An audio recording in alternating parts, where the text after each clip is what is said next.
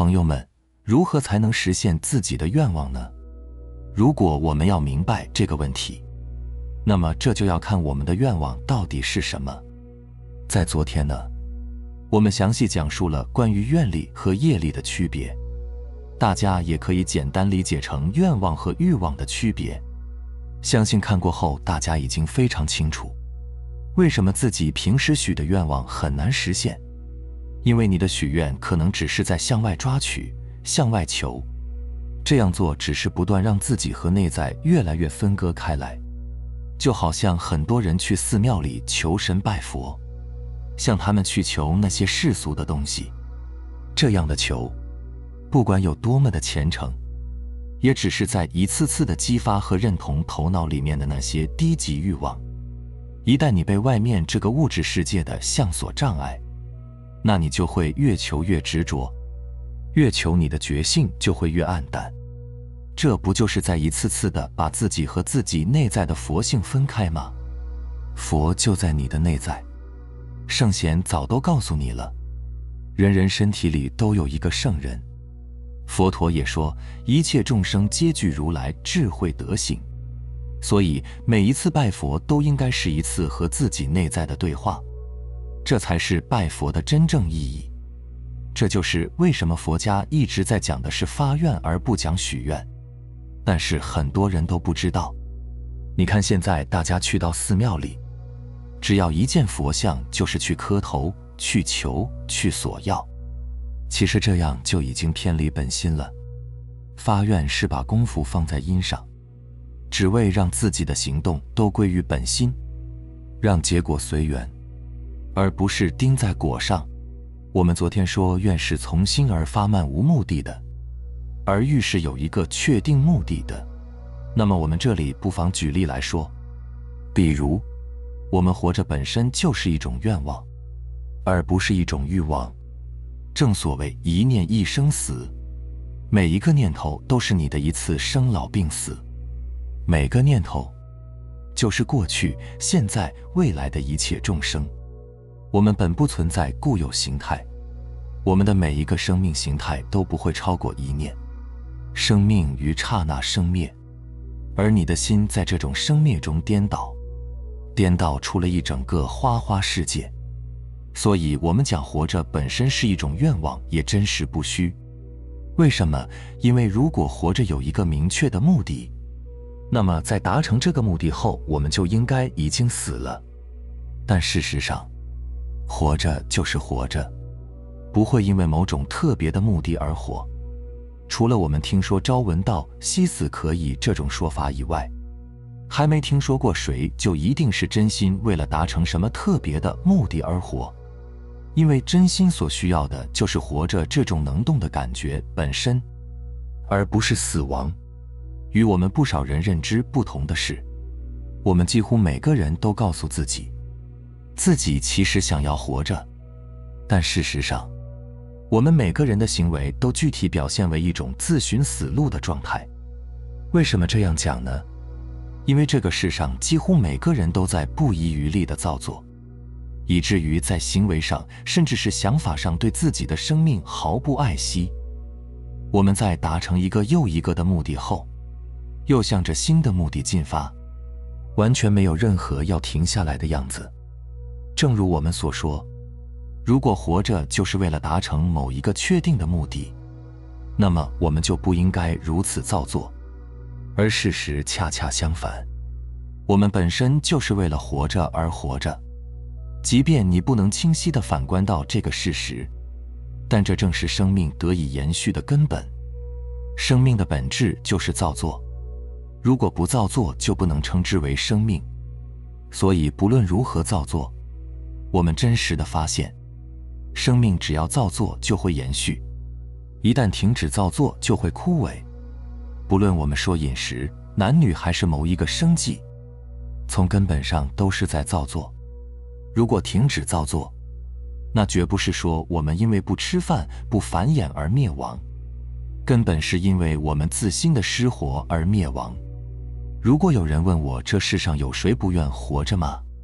那么我会告诉他，凡是我们还能看到的正在活着的人，他们都愿意活着，因为活着就是活着。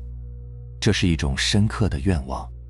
我们在思想上不怕死，但是一旦不去想，那么内心对活着的渴望就没有什么可以替代。你只要看那些饿得失去理智的人，就能明白，当一个人失去理智时，再高的理念也不能超出求生的意志。修行有成的人呢，也绝不是依靠理智才能不惧生死，而是他们转变了生的面相，仅此而已。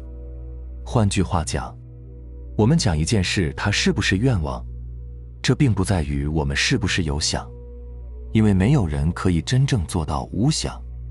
比如我想我要活着，又或者是我想我不要活着，这都和我要活着的愿望没有关系。因为事实上，不论我如何想，甚至是想这件事本身，它都是我活着这一无目的愿望下的产物。唯有此愿的愿力耗尽时，我们才说无想。天地之所以长久，正是因为它不自生，它不依靠什么而生，不为了什么确定的目的而造化万物。就像生命本身不依靠什么而生，也不因什么目的而造作是一个道理。而这种不自生、不自居的本性，就被我们称之为爱。凡是热爱生命的，生命赐予他活着的权利。这就像凡是热爱金钱的，金钱赋予他资本是同一道理。凡是热爱生命的人，不会虚度光阴。他们活着不是因为他们贪求生的喜悦，而是他们知道生命的可贵。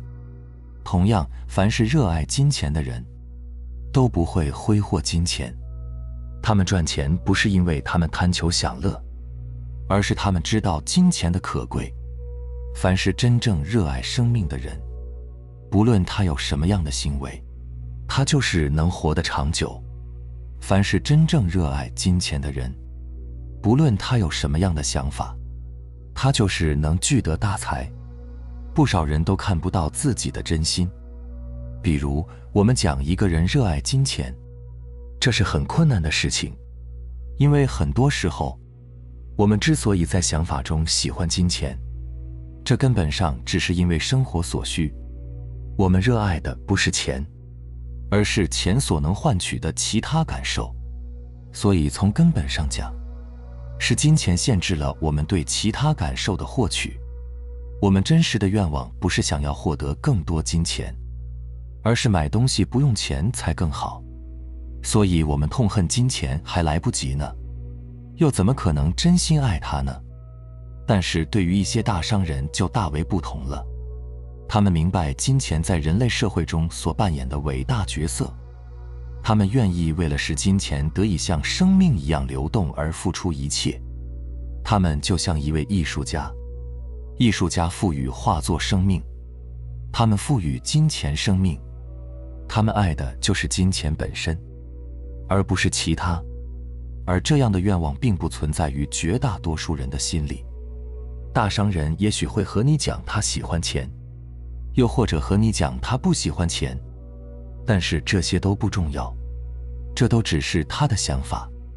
重要的是，大部分人做不到像他一样爱钱。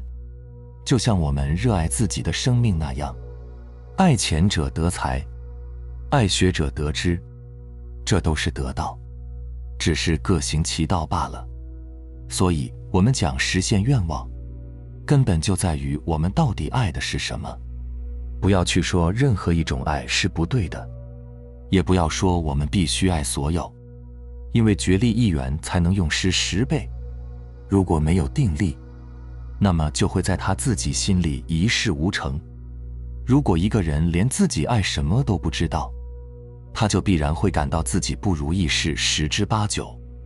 这是因为他的想法和他的愿望无关，他总想改变自己的愿望去符合自己的想法，却不能真正认清他自己，并让自己的想法臣服于自己的愿望，所以他不能实现自己的愿望。因为江山易改，本性难移。所谓愿望的实现，仅存在于想法之中。